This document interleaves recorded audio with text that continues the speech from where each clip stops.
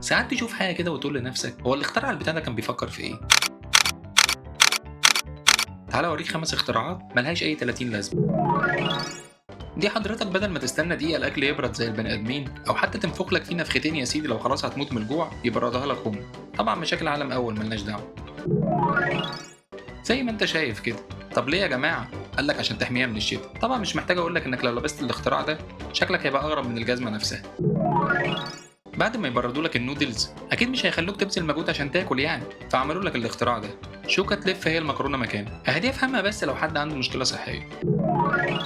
دي يا سيدي عبارة عن نضارة فيها مرايات تخليك تقرا أو تتفرج وأنت نايم على ظهرك في المراية عشان ما ترفعش راسك. ده أنتوا جيتوا تسهلوها وعقدتوها أكتر. ده عاجبني أنا شخصيا الصراحة. الاختراع ده يا سيدي حامل صغير بيمسك الآيس كريم وبيلففه لك لوحده عشان تاكل كل قطعة بالتساوي من غير مجهود. اكتب لي في التعليقات إيه أكتر اختراع فيهم شفته ملهوش أي 30 لازمة.